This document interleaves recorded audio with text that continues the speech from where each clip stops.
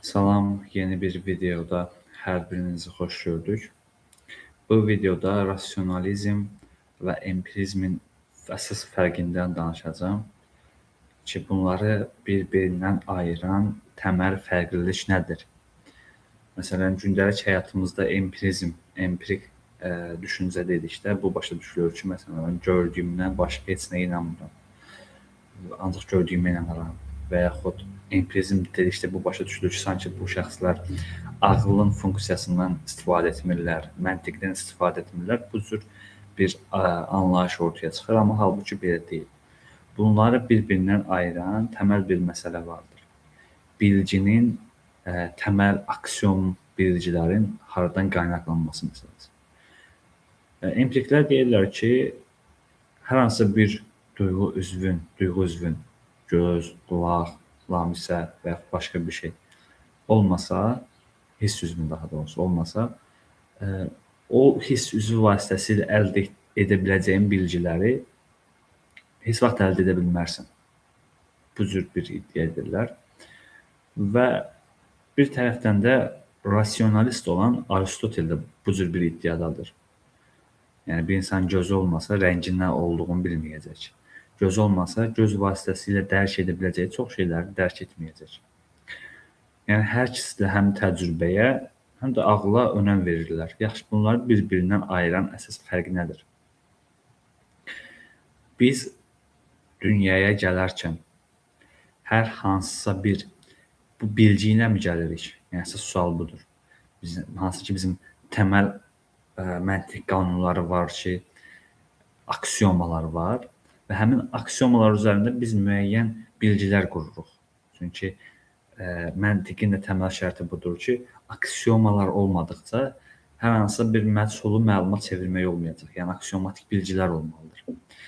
Və bu aksiomatik bilgiləri biz necə əldə edirik?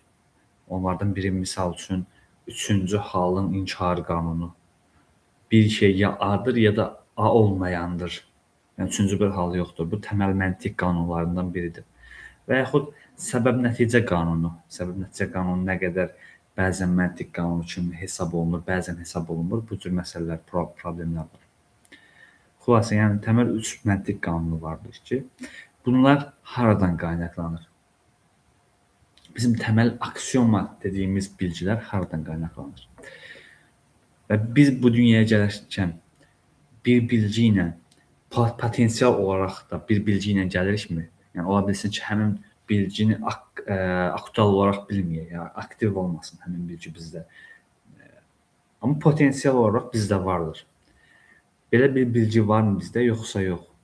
Və yaxud təcrübəyə əsaslanmadan hər hansı bir bilgi əldə edə bilərikmi biz? Elə bir bilgilər ki, elə bir məlumatlar ki, biz onları təcrübəyə üz tutmadan anlaya bilərik.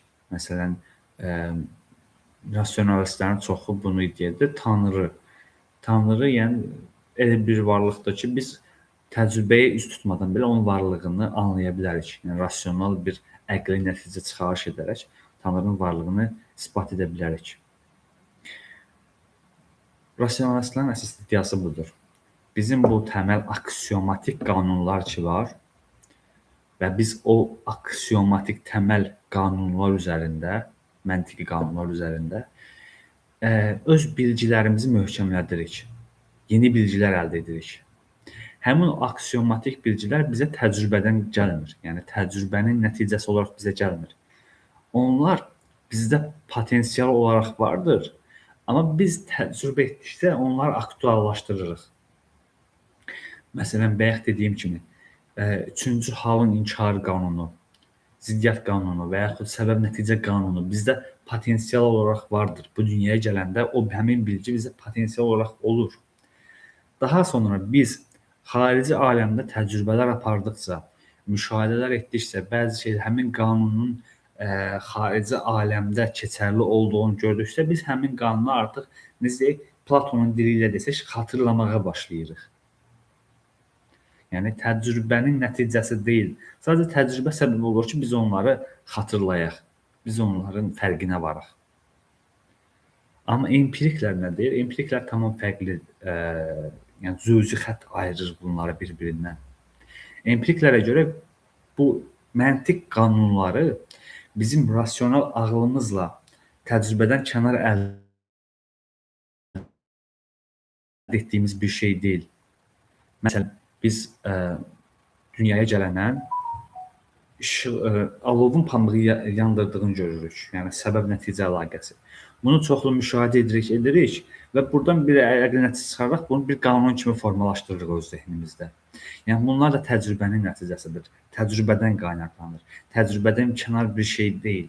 Və təcrübə olmasa bunları heç vaxt əldə edə bilmərik. Məsələn, David Hume'a müraciət etsək, David Hume deyəcək ki, məsələn, səbəb-nəticə əlaqəsi zəruri deyil və yaxud digər qanunlar da zəruri deyil.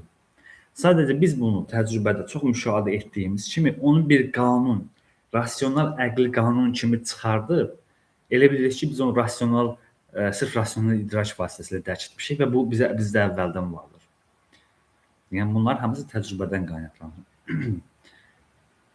Bütün dediklərimizi xülasə çıxarsaq, belə nəticə çıxarda bilərik ki, empirik ideologiya, empirizmlə rasionalizmi bir-birindən fərqləndirən əsas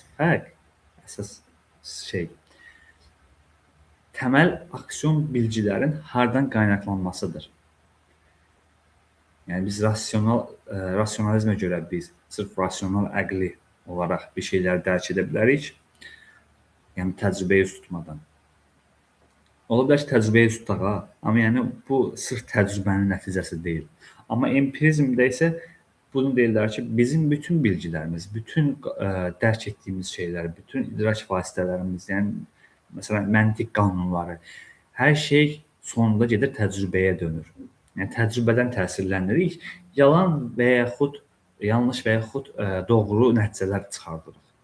Yəni vacib deyil doğru olsun, amma yanlış nəticələr də çıxarda bilərik. David Hume məsələn deyirdi ki, Tanrı da həmin təcrübə məsələdən qaynaqlanır, amma yanlış nəticə çıxarılıb burada. Ümid edirəm ki, bu video sizlər üçün xeyirli olmuşdur. Siz nəsə əldə edə bildiniz. Növbəti videolarda görüşəndək sağ olun, salamat qalın.